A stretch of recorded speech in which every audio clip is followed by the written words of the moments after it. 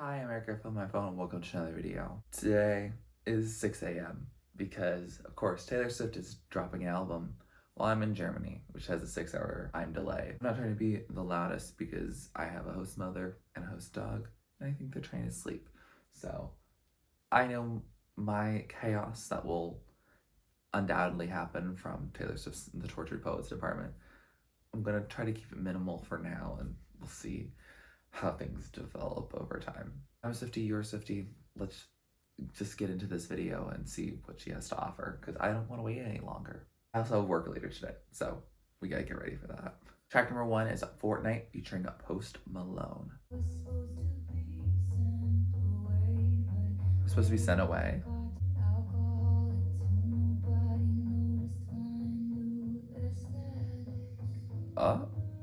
Girl? Your quiet treason. Ooh, she's not holding back.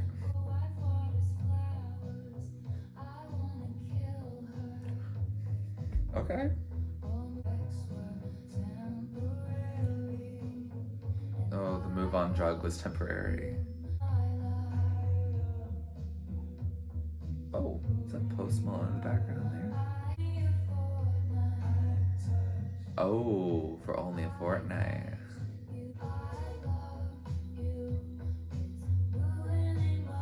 I love you, it's ruining my life. Here we go on the first track.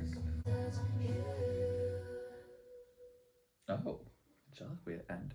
So that was Fortnight, and whoa, sorry. Just the realization that you're getting a new Taylor Swift album.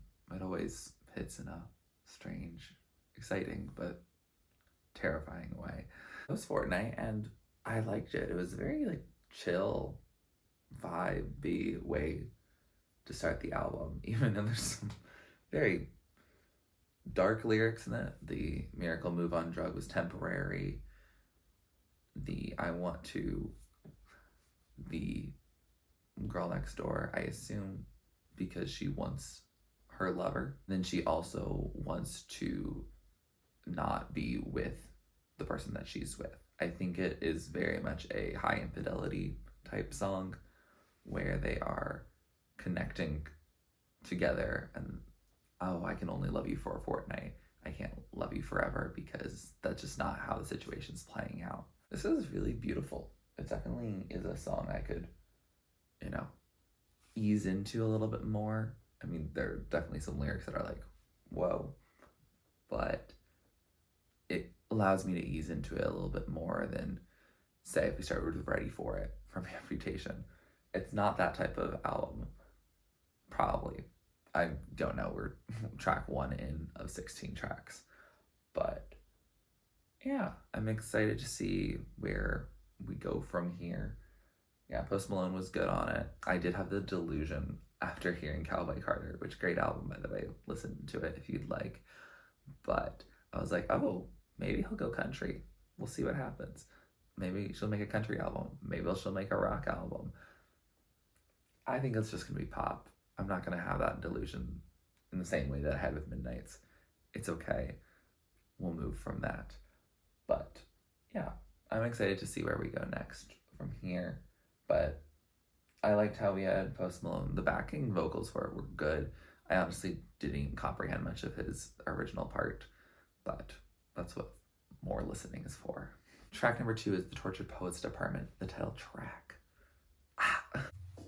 Ooh, we're getting percussive here. Who uses typewriters anyway? Us. Oh, this is having some Bejeweled production in the background. Dang, okay.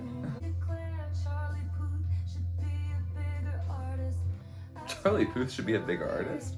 Okay.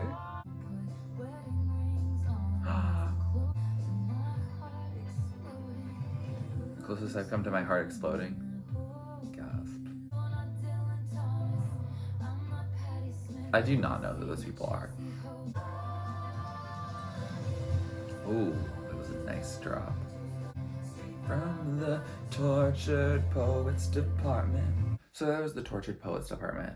And there was definitely some tea spilled there that in one scenario he took the ring that he'd given her and put it where like a little wedding ring would be, but it's not where it actually was supposed to be apparently.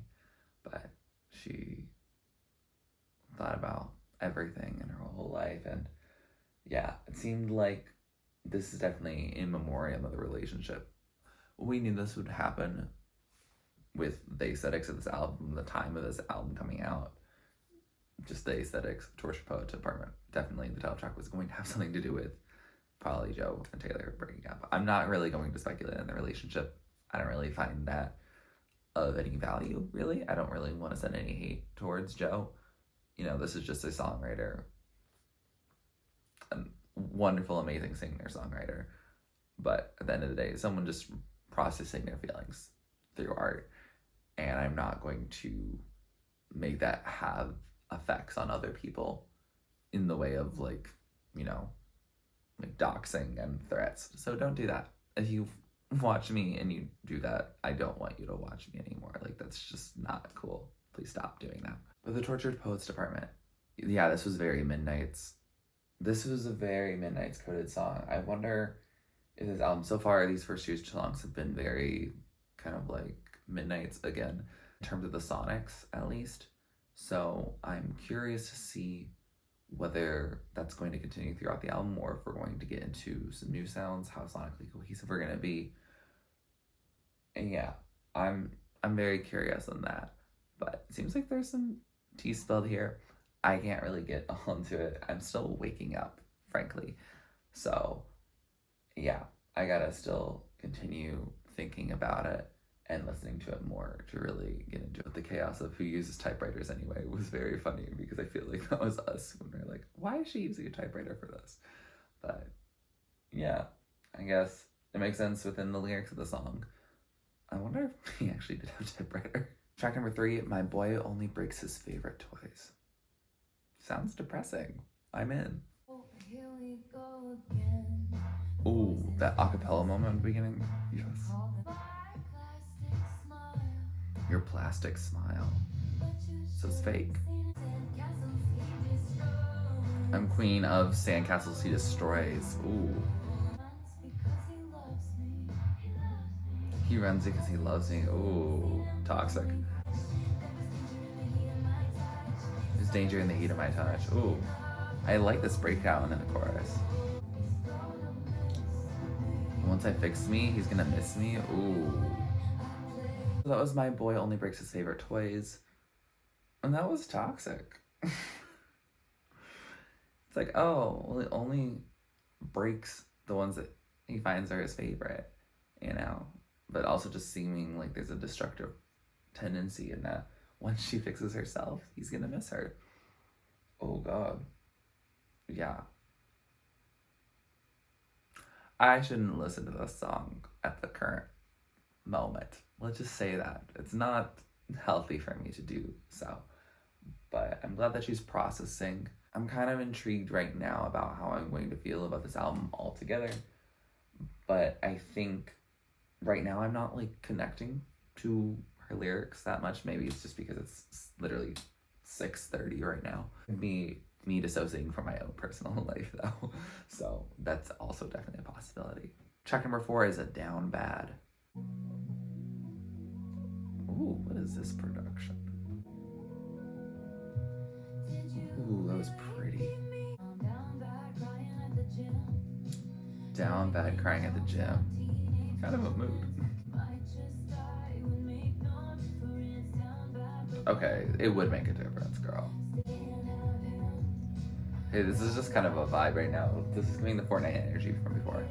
Fortnite the song, please not the game. Ooh. So that was Down Bad. That was groovy. I liked it when, you know, it curses a lot. Which, outside of YouTube, and like when I teach elementary students and students in general, I tend to also. So it's a song that definitely is catchy in my head, and the beat was good. I liked the vibes of this track. So yeah, I'm still feeling a little disconnected from it. This one feels a little more connected. Surprised that she said tap by crying in the gym. I'm like, I don't know if that's relatable for you. It's relatable for the people, but I mean, I guess she probably has her own gym. Yeah. Okay, I was like, you'd get swarmed.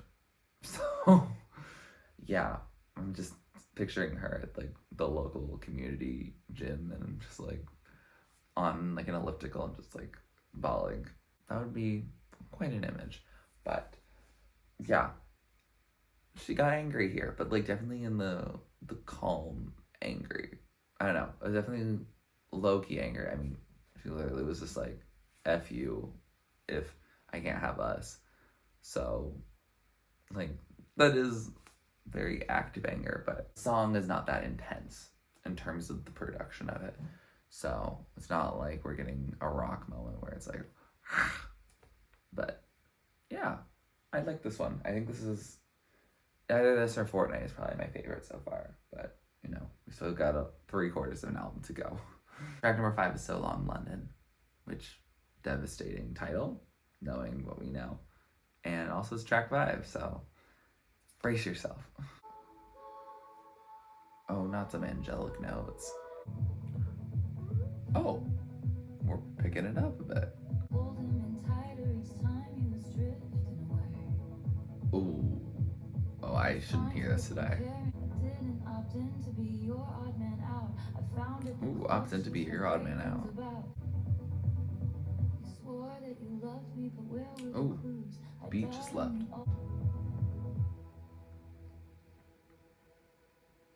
That's just how it ends. Gosh. So Long London, and ooh, production wise, that was really good.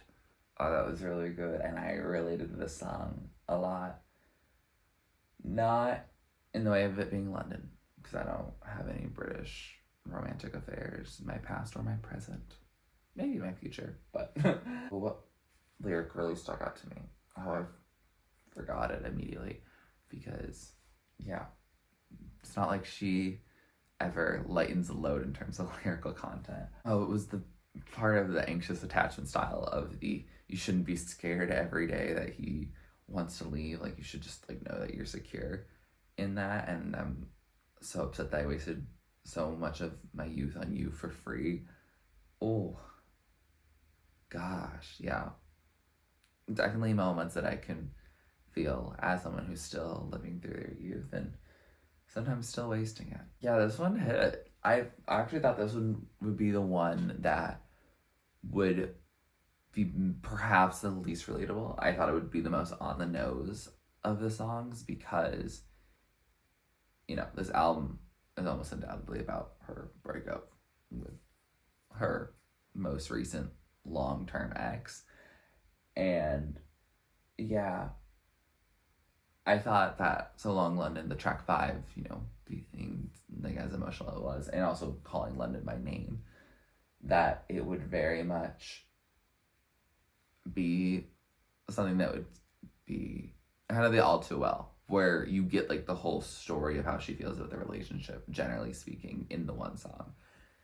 And maybe that is how it is to some degree, but I think this one is actually the one I can relate to the most personally. Track number 6 is But Daddy, I Love Him. Let's just move on from that title. Oh, we're being country?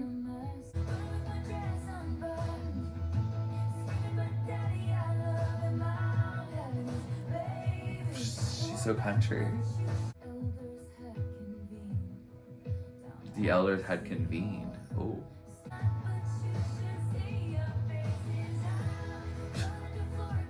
Oh my god. I'm having a baby.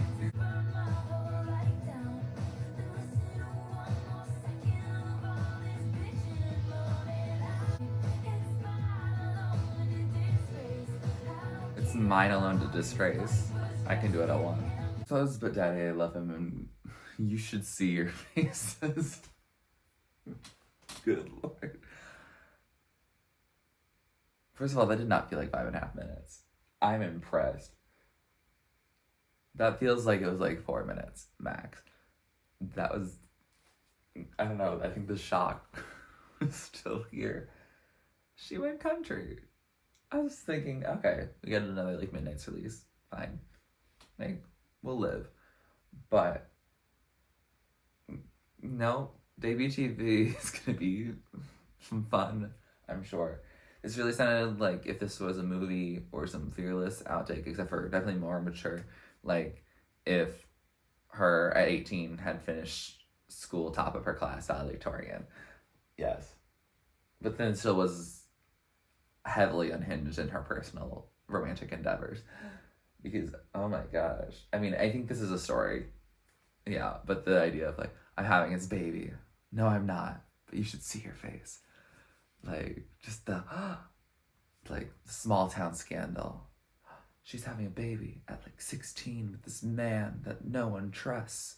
Which also, like, people can be creepy and bad for you. And bad influences. John, I'm looking at you. But, yeah, this is a fun take. Really makes this album not sonically cohesive anymore, but none of my favorite Taylor Swift albums have ever been sonically cohesive, so I'm not that concerned about that. I think it definitely brings some vibrance and some energy to this album, and it definitely woke me up. It got me more intrigued about this album, and I'm excited to see how we go from here. Are we going to have some more country songs? Are we going to have some completely different genre songs? I have no idea, but only one way to find out. Track number 7 is Fresh Out the Slammer. Another title I've been very confused about. Moody. I'm thinking this will be the Lana Del Rey type song. Oh, she's the one getting out of the slammer. Why is this guitar feeling like we're almost country still? Oh god, that's so Lana Del Rey coded.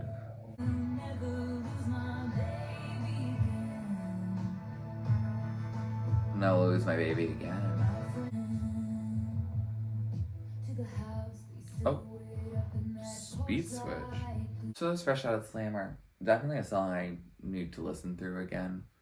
I don't really know what's going on. I know that she's getting out of jail, and I think she wants to be with this person, but I don't really know what happened in the story of it.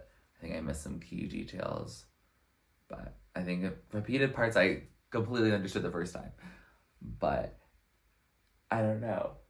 Yeah, this one, it's not that exciting on the first listen. I can tell you that. Yeah, no, I'm surprised that this one is on like main track list. I feel like all the Lana fans will love this. I'm pretty hit or miss when it comes to Lana. This is fine. A lot of times when she makes a song that people are like, oh, it's Lana coded, I'm like, oh, I like it better than most of Lana's discography. But this one kind of fits with the Lana discography, in my opinion. It's okay. It just is there on at least my first listen. Track number 8, Florida, with 3 exclamation points, featuring Florence from Florence and the Machine. I love Florence and the Machine, and I got nervous that this could be a rock album from that. I wonder how it's going to be, because Florence can get a little country, she can get a little rock, she can do pop. What is Taylor going to use this feature for? And if she is just background vocals, I will be real annoyed about it. She deserves big feature, grandest feature she's probably ever given a female vocalist. At least on par with Phoebe, please. Please. Oh, you beat the charges too. Wake up. I like that percussive hits. Yes.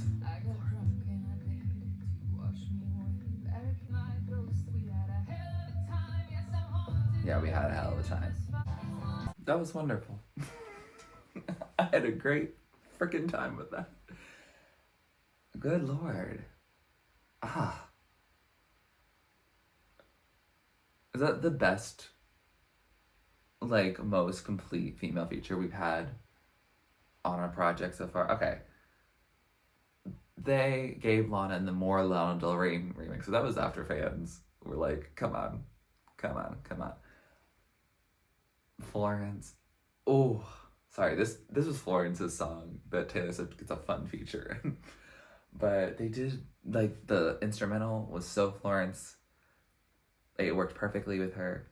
I wouldn't be surprised if Florence did a lot of the writing on it, frankly.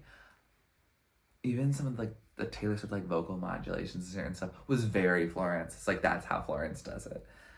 Which is funny because, like, when I went to, like, sing songs at, like, karaoke or open mic, like, Taylor Swift and Florence are the ones I generally go to because I can sing similar to them. I can kind of have the tang of Florence. I cannot do everything gorgeous that Florence says. I am not trying to put me and Florence on the same level. I'm like that. But I can carry the tune in the same way that some Florence songs make sense for. And then Taylor, I go into more of the lower vocal range with that. But anyway, that's not about the song. This song was wonderful. It has nothing to do with this breakup, really. And honestly, that's refreshing somehow. I feel like that tends to be the songs I really like. The ones that are more about actually you than what the relationship was.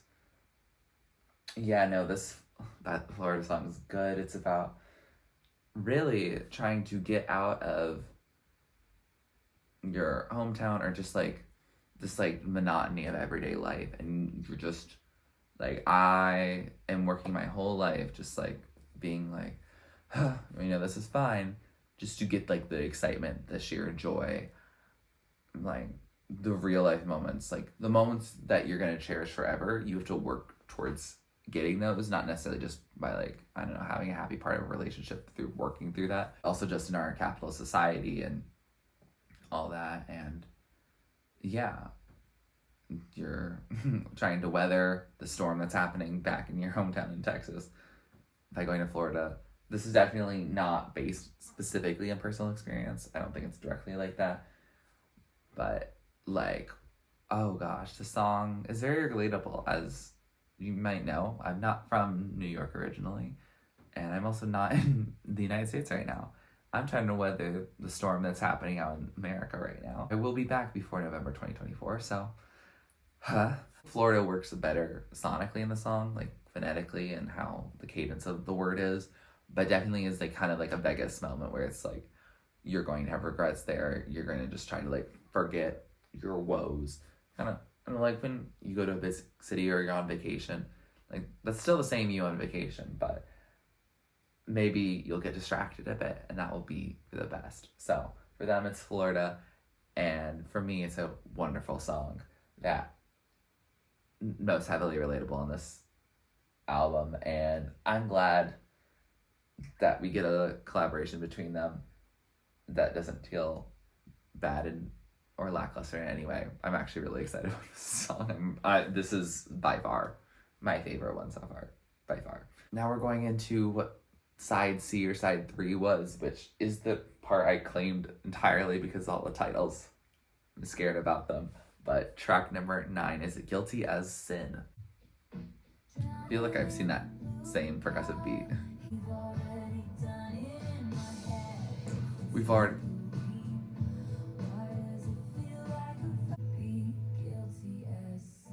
Oh, this is Delusion Hour. That was Guilty as Sin. I think I know what the song's about. Like, not like within her own life, but the idea of thinking about this person and yearning and longing, which kind of is what I do. That's kind of my brand, is yearning and longing all the time, regardless of my relationship status, regardless of my friendship status, regardless of how happy I am with my life. I'm yearning. That is just me. That's my perpetual thing. Guilty of Sin is really like, how can I be guilty of sin if I haven't even touched him? I'm just like thinking of all these things in my mind and getting delulu about it. Yeah, I think that's what it's about. But also the am I allowed to cry? I think it's this thing also of, having broke up. I think this is the post breakup type of like, am I allowed to date people who I found attractive? And I deal with this without public outcry, which, no, because you can't do anything without public outcry at this point, Taylor. Sorry. But yeah, it was good. I think I liked the song lyrically more than the production. The production didn't wow me. It's fine. But lyrically, I'm more intrigued by that. I think when you follow up Florida, it's gonna be really hard to really wow me production wise, like if you're directly after that. But yeah, I think I like the song. Yeah, I liked it too. But it's not Florida. Florida, I might idolize that song and compare the rest of the album to it. I'm sorry in advance. Track number 10 is Who's Afraid of Little Old Me? I am. You don't get to tell me about sad. That's the version I bought. Oh.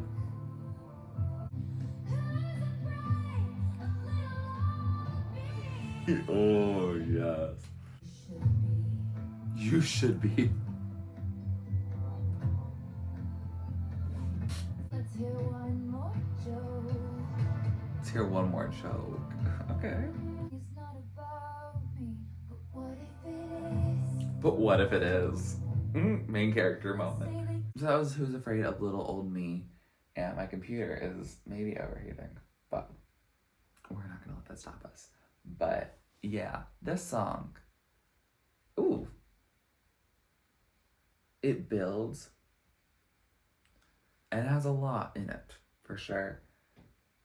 This is like Mad Woman getting Midnightsified, and also circus, freak show, sideshow, attraction-ified. Yeah. I was thinking originally the song was really like, oh, after breaking up, like I'm gonna haunt you, which part of it is, I think, but it's also about like the media is gonna paint you as a villain. Then I'm going to act in a different way if you're going to crucify me like that. She's saying she'll sue you, which is referencing the fact that she does sue quite a bit, and also that she's putting narcotics in her songs so that you're still singing along even if you don't like her necessarily. So yeah, I think there's a lot of very calculated choices here. Not to use that in a negative light at all. I know how we feel about the word calculated, but like it was very planned and very intentioned here. And I think the song definitely deserves a deeper dive personally, that when you're listening to a whole album of music, you're going to forget parts of it. But definitely very interesting. I like what she does with her vocals in the chorus of the Who's Afraid of Little Old Me? Yeah, wonderful. Absolutely. So yeah, I'm excited to see how I feel about it later. But definitely, I think I was right to be afraid. I should be. Track number 11, I Can Fix Him. No, really, I can. Oh, I'm terrified. This is only 2.5 minutes. Could this be bop and a half? Could this be terror and a half? Who's to say?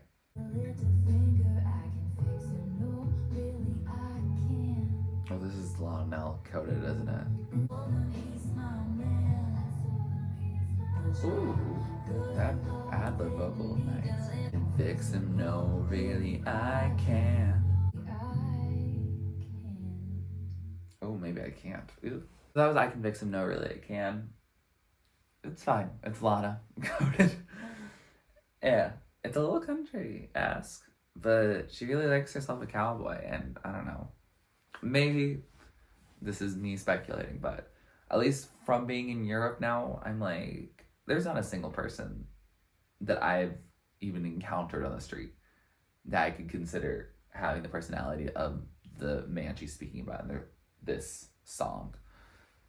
They don't have firearms. I don't know in Britain if it's also as illegal as it is in Germany, but I'm like, Germany, you would not find a cowboy. Anything wild or running free like that. It's just not a thing that happens. It's not a concept that at least it seems like they understand. So yeah, I'm just really all about that American cowboy. And I'm wondering, she must be talking from story, because also I'm like, you dated him for 6 years. I don't think for 6 years you had people say, oh, like, he's horrible for you. Like, more so than any other relationship you've had. I don't think so. So I think this is in a storytelling based way. It's all right. It reminds me a lot of what song? The song Fresh Out the Slammer.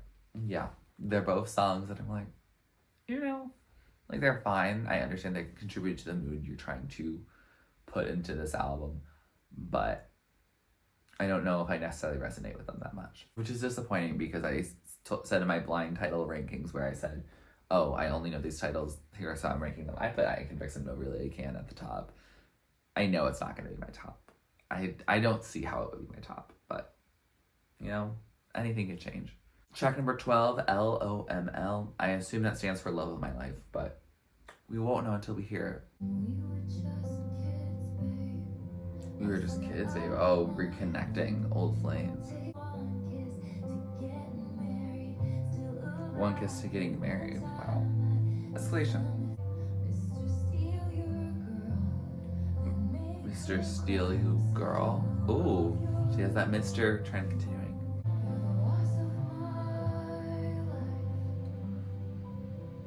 It's the loss of my life. That was LOML, and Swifties are gonna go crazy over it being loss of my life at the end. That twist at the end, I just imagine every person, it was like maybe this is their first like main Taylor release, or you know, one where they're connecting with her personal life so deeply and so intimately that her switch, I'm like, I mean, it shocked me, so I know it's gonna shock everyone. Yeah. So the song, I got confused at first because I keep being curious because she keeps having this recurring theme of a love from like her youth and like her childhood that she keeps coming back to. It feels like, you know, the characters in Mary's song, for example, but I know that's not about her at all. And I keep getting confused because she had the song Suburban Legends, for example, that was very like odd. Midnight Rain has that same thing. I'm just wondering who these songs are about. I thought that song could be about like Taylor Lautner or something, but I don't know. I really am confused about that. Again, I say I don't really want to speculate too much on personal life, and I'm not going to speculate any further, but I keep seeing this trend of her finding someone from like her youth and being like, misconnection. And it just doesn't fit anyone that we know that she's dated in any regard, and she hasn't really been known to be single much. So I think that's why I just get confused. So yeah, I mean, the song is definitely seeming also about the breakup and the idea of like, you talked cradles and rings and all of this, but you know, there was actually a lot of complicated stuff in it. And I understand this is going to be a big breakup album. Marriage is a construct that we don't need, right? But when you're with someone for that long in your life, like from 2016 to 2023, that's a long time, right? That is, oh my God, that's like 8 years. Sorry, I was thinking that their relationship was like for 6 years. And at some point it was for 6 years and then it continued on. Sorry. Like, I mean, I know it's been like 5 albums since they got together, so that's how I've been measuring it. But yeah. Especially at this point in her life. I understand loss of my life makes sense. Like, wow. Like, who was I like 8 years ago? Who was I in 2016? No, we do not want to think about that at all. No, I was a completely different person. Yeah, I was. Yeah, in 2016, I hadn't even had my first relationship yet. So I couldn't have had the loss of my life necessarily. But wow. Yeah, I mean, that's a long time. And it makes sense that over that period of time that you develop like such a strong intrinsic bond and also a sense of identity that revolves around that person being in your life, because that's just how mutual bonding often tends to be, is that you will be affected by the people that you surround yourself with. You might think no, but generally speaking, you are, because that's just how human nature is. And if you do fully retain your sense of self and have no effect, I'm not saying that you lose your sense of self from a person, but I will say that who you surround yourself with and what you're doing in your life and the actions, like, you do change and grow and adapt over time. That's going to be a big loss to really like what you knew. And so it makes sense. I'm getting the sense, I understand that like not every song on here is going to be the most relatable to us because we weren't in this relationship, and I have not been in a relationship long enough to get to that point where I lose who I am without that person. That has not yet happened to me, and I hope it doesn't happen to me. I hope that if I get to the point of such a long, stable relationship, that I can just continue that. It's a good song. Definitely one I will dive into deeper on another listen. Track number 13, I Can Do It With a Broken Heart. Yeah, you can. You have. What is this production? Heck yeah.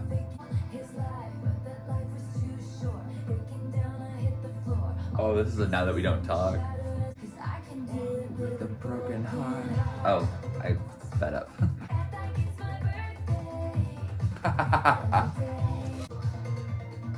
Oh, switch it up for the last 15 seconds. Miserable. Oh, Taylor, I love your humor. Girl, I love this. I Can Do It With a Broken Heart. Bop. Bop.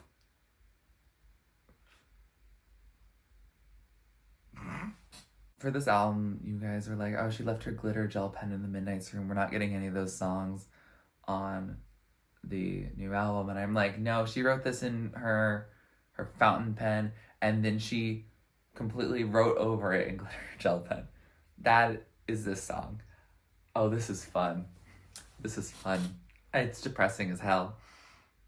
It is. It's emotion. No, it's a wreck. It's the most relatable song on this album to me. I love a song I can bop to and pretend like it's not chaotic and unhinged and toxic and dealing with stuff. This is very much what the song is, and this song should be a single of some sort. It should be played on radio. I don't know if it will be played like in a music video or anything. I don't know. It's a rather short song for that, I think. Maybe. I don't know. It felt shorter, but probably just because it bopped.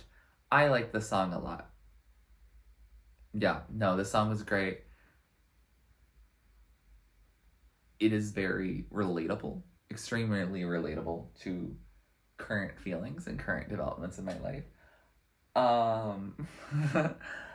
But yeah, it's good.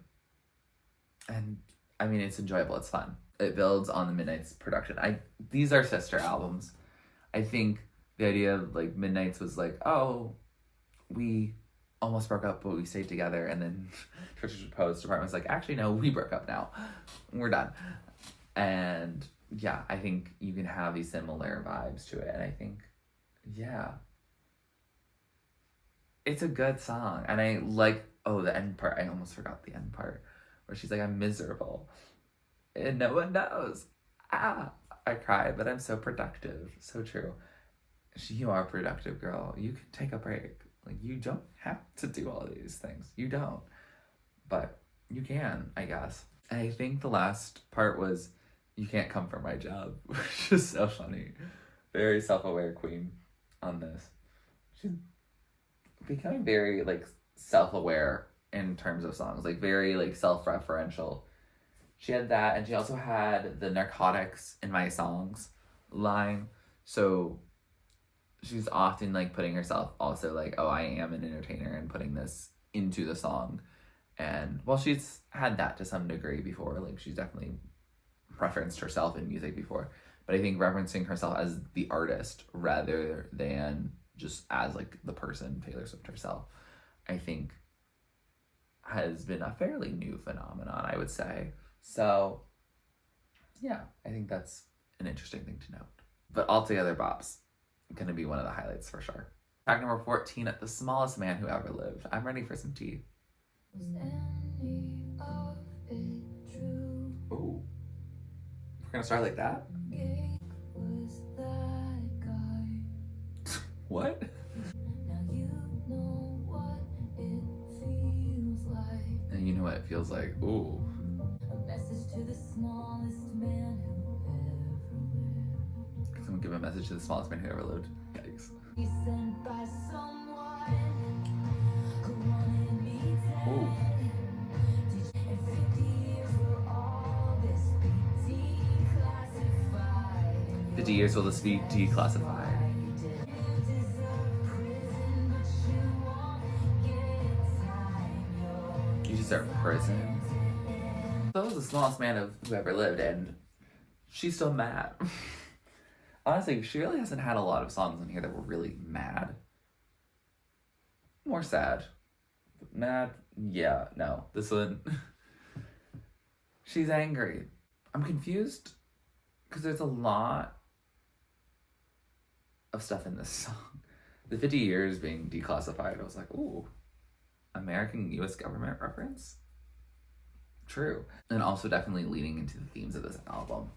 So I'm curious about this song because,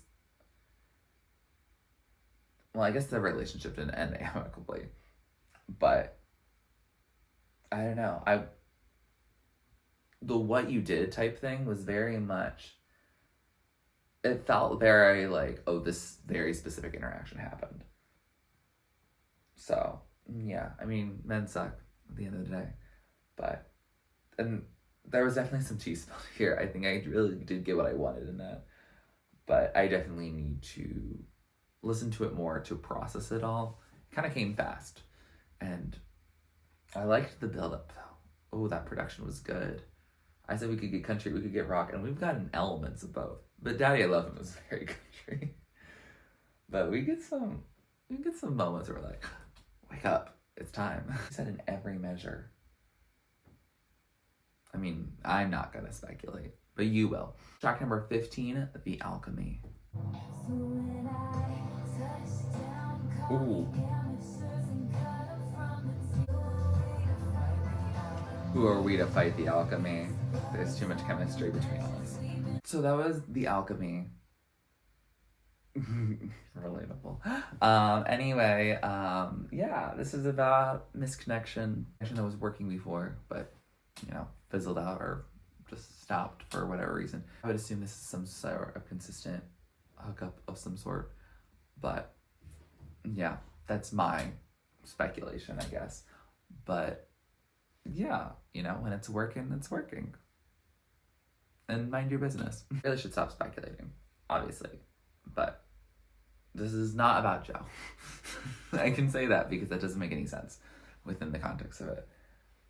That's all. Track number 16, last track on the standard version of this album, Clara Bow. I don't know if it's a who, what, when, where, why, how. Let's just find out. Clara Bow in this light. You look like Clara Bow? Who's Clara Bow? Promise to be dazzling. Promise to be dazzling. Ooh.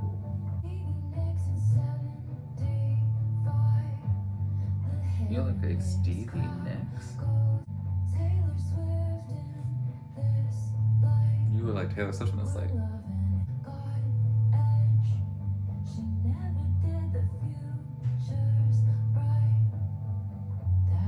That was Clara Bow.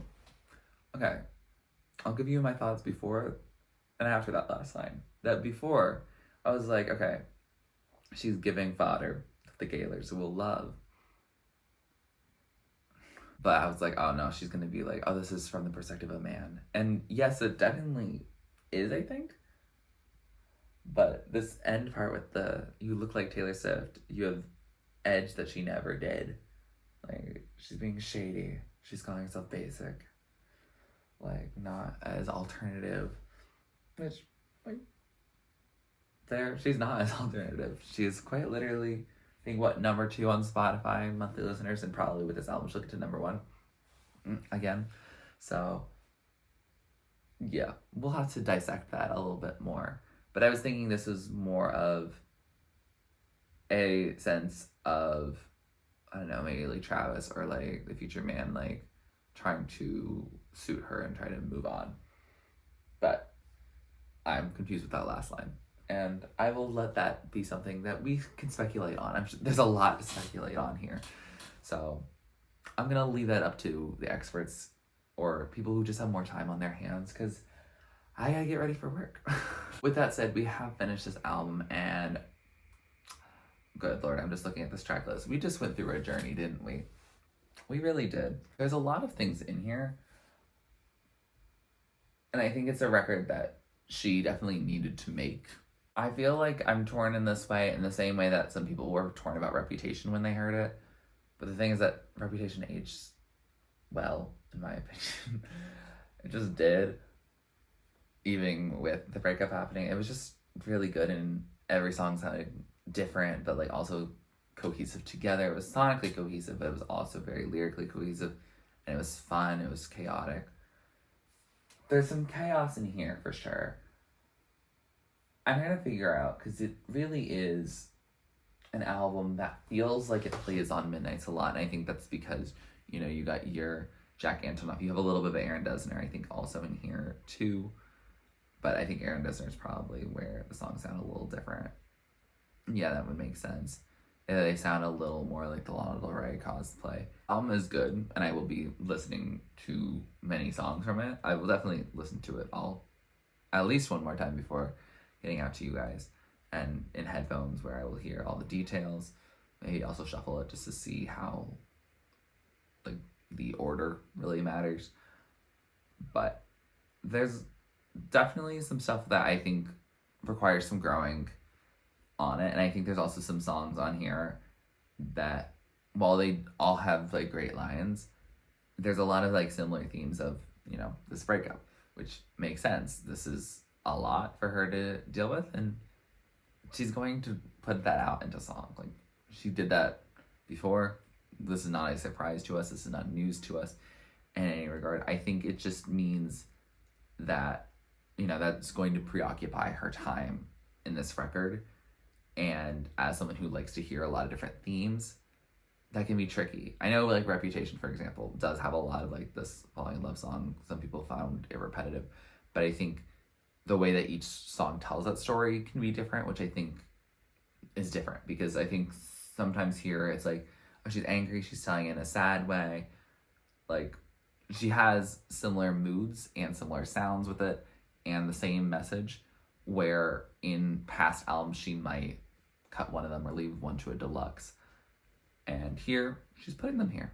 And again, I'm not complaining about it. I love new Taylor Swift music whenever I can get it. But I think it also means that it's not a record that feels like each song is its own banger and a standalone. This is definitely an album for the vibe that is this album. And I don't know, I haven't felt this like originally like okay on an album when I first listened from her, since maybe like Lover. I was like, okay, I'm ready for what's next. I felt like Lover was a great collection of singles, none of which were actually singles until Cruel Summer just happened. I don't know if I feel the same way about this. I don't feel like they are singles, because all the songs that I think I immediately like, for example, Who's Afraid of Little Old Me, Florida, I Can Do It With a Broken Heart. I think I Can Do It With a Broken Heart's the only one there that is going to have any single potential. Down Bad could also be a single. Yeah. So Long London I also really liked. Yeah, I mean, there's songs on here that I like, and I'm going to enjoy this record, I'm sure. But anyone who's like, oh, this is immediately my 100%, like, my number one album from her, I don't feel that currently. And I don't know if that's just, we will find out. Oh my god, I just realized this title's in entirely all caps. Wow. If you're really printing like it's a typewriter. Yeah, this is definitely an interesting album that will take some more listens and take some additional feelings about. I am hoping for her next project, which I am not asking for anytime soon. I'd like you to get those re-recordings done so I can enjoy Reputation, Taylor's version, in peace. well, actually, I Will Never Be Peaceful and Reputation's on. And debut, Taylor's version, I'm excited for those. But I'm excited to see how you write when the world is not necessarily focused just on you, because I feel like last year was really your year, and the year before that was also your year, and 2021, like everything since Folklore has been kind of your year, which is great. Taylor, you're not watching this, and I love you, would love to meet you at some point in my life. I'm excited to see where she goes when she has the time and the spotlight's kind of away from her. She can just kind of exist again. I think Folklore was really cool because she had all this extra time that she didn't plan to do because she was going to be in tour rehearsals for the Lover tour, and it meant that she made music that she wasn't expecting. And Evermore, I think, also was to some degree that as well. And I think it led to such really cool music. And I think Midnights is a good record. Torture's Poets Department, I'm sure, is also a good record also. But they're not at the status of like, wow, this is legendary, because I feel like she's doing a lot. Well, I like some of the things that she's doing, and I think the things that she would have cut were probably the pieces I like the best. Like Florida, that's something that, like, when you get an album and you get new music from her like every 3 to 5 business days, you can get a Florida. Like, that's not going to be something that you focused on for like the Lover album. It just wouldn't have been something that she would have been focused on trying to get that to work. I think I need more time with this album, and I think probably that's one of the first times I really actually said that about a Taylor Swift album. It feels weird. I don't know. Yeah, I genuinely like it. I think it needs more time for me to get anywhere close to saying I love it. There's certain songs I do love already, and I'm excited to listen to those on repeat more, but also listen to this album as a whole, entire body of work in the near future. Hi, I'm just waiting for my bus. Yes, I did find out about the anthology edition after finishing filming everything. That second half is just going to be for me. If I have any important thoughts, I will do a little talk right now, but otherwise, those songs are just gonna be for me, and they'll be in my final ranking, but I'm not going to react to them for you, because I just feel like it's time for me to enjoy it, and I also need to get to work. I don't have space on my phone at all for it, so enjoy the first half of the album with me, and the second half, we can talk about it another time. Hi, actually editing me here. Yeah, I didn't know Maddie Healy existing at 6 in the morning when I'm reacting. Sorry, I was literally at a concert where she was still dating him. So, like, it definitely is something that could have been on my radar if it was not at that time. I also know definitely there's some songs about Travis on here. Like, it's about everything that's happened, and also weirdly a lot about Maddie Healy. But for someone who said who wasn't going to speculate at all, I speculated a lot, and a lot of it doesn't make any sense because I was tired. So I do apologize in advance. But yeah, that anthology is also very good. Love that folk more vibes. Really like this album on shuffle. It's a good time. I find my faves. I find my songs I kind of skip. And I think that's okay. I think that's just how it is. And that's just what we're going to live with. So I hope you enjoyed my reaction. And here are my final rankings. That said, here are some of my favorites of the top tier. The songs I love, the standouts, the ones I've been playing over and over again. Songs in the middle are songs I like, all of them to my playlist, but they might not be the top of the top. And songs at the bottom are just not really my thing. Doesn't mean they're a bad song. Doesn't mean they can't be your favorite. Just means it's not for me. And that's okay. Taylor Swift is making a lot of music. I don't have to listen to everything. It's true. If you like this video, please like it. Comment down below to react to or do next on my channel. Please subscribe to my channel if you're not ready and you'd like to be. And thanks for watching. This is TurtleStormer. Catch you later. Get out of the dark and get into my heart. You gotta do your part for a brand new start. Don't it just feel right? Looking in my eyes until we see the light. Dance with me tonight.